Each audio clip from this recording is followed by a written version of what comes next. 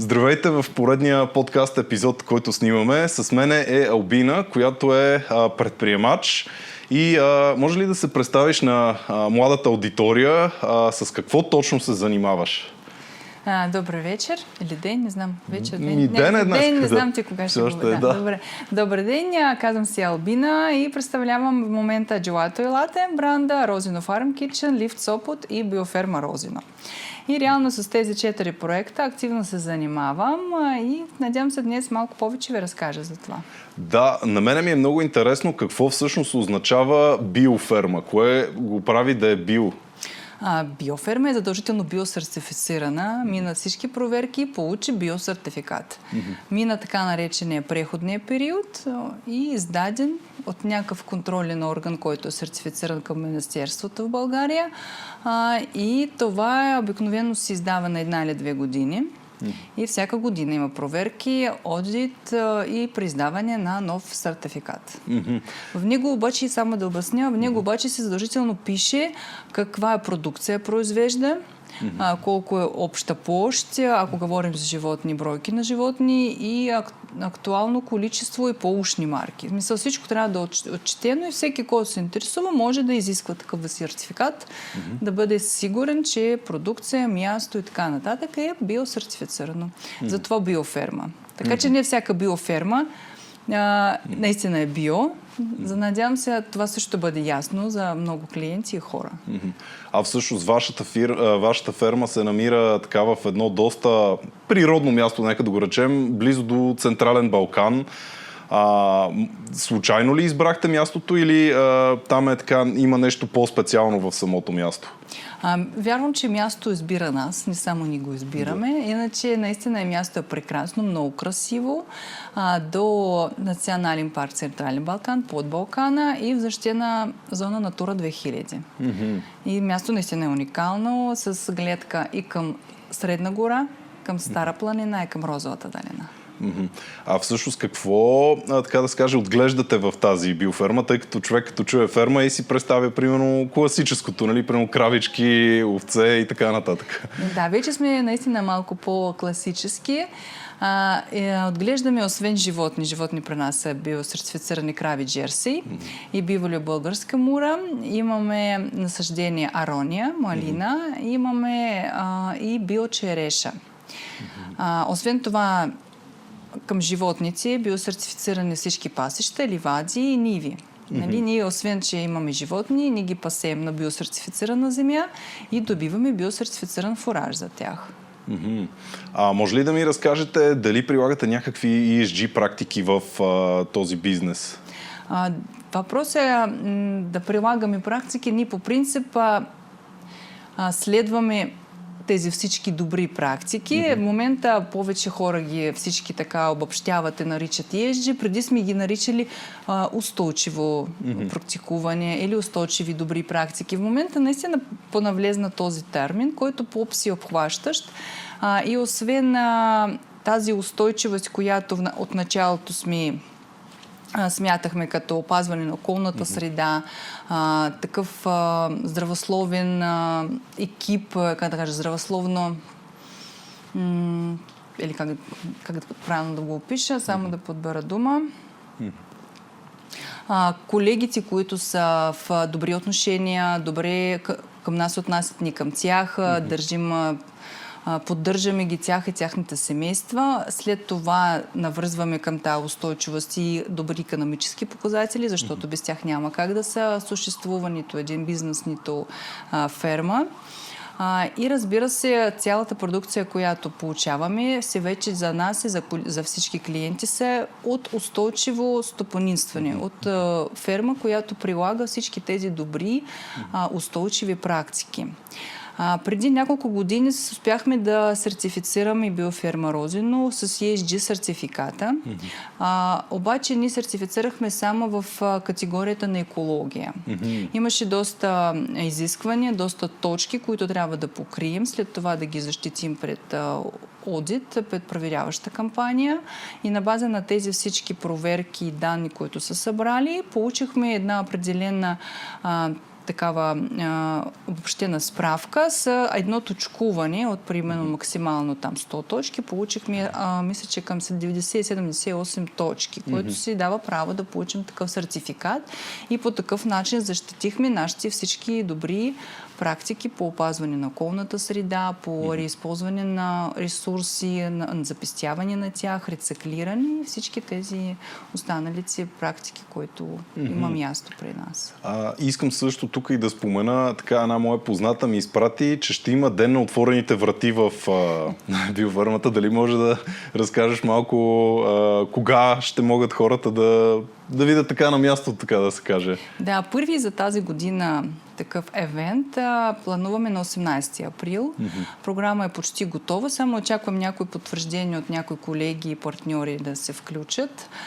Иначе почнем от 10-10:30 в събота на 18 април и до 6 часа има много интересна, хубава програма, която задължително включва една обиколка по ферма, няколко воркшопа, концерт, презентации и този път включихме много интересни няколко панела, които става много интересни и надявам се има голям интерес към тях. Една от панелите посветена на така наречения биохакинг и високофункционални храни. Какво е реално това? Заради голям интерес подготвихме много интересна информация и подбрахме много интересни лектори, които са доста дълбоко в тази тема. Една панела ще бъде посветена на натурална косметика, направена от телешка лой. В случая от нашата телешка лой, по доста изследвания вече и събрана информация, това от най-здравословно, така да кажем, и от естествено използване на косметика и дават доста добри резултати.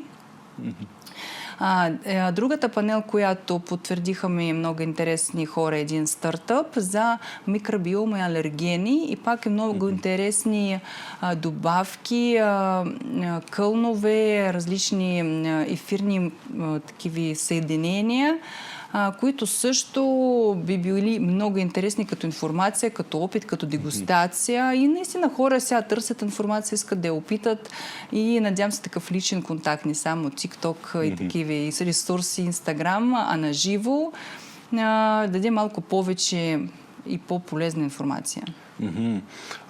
Също исках да попитам всъщност вашите продукти, можем ли примерно в София къде можем да ги намерим?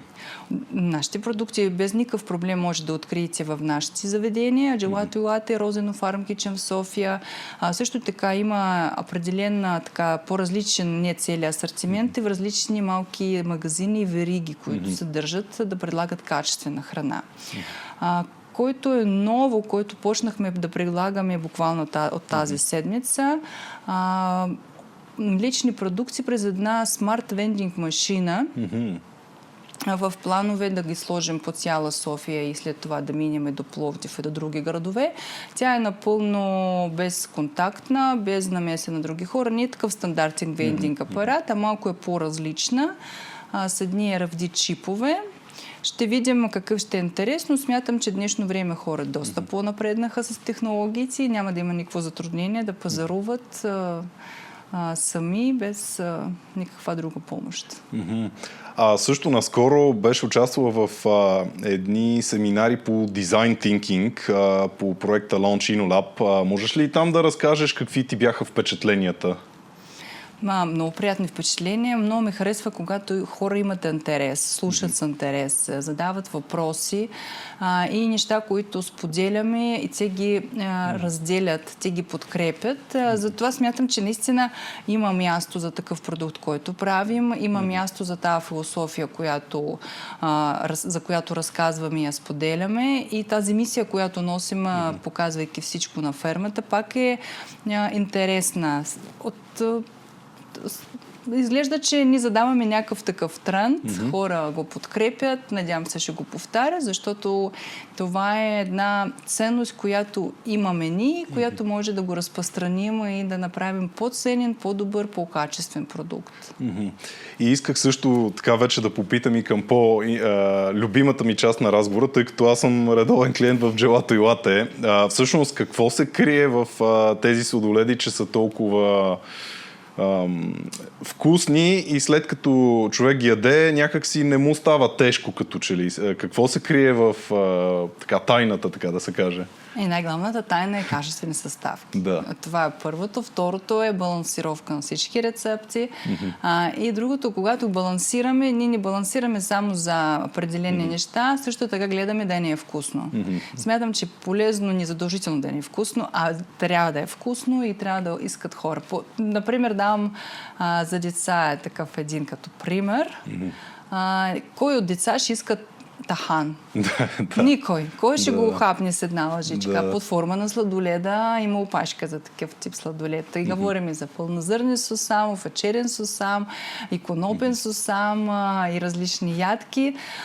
Наистина тази ценност, която има в самия сладолед, с голямо удоволствие консумирате възрастни деца.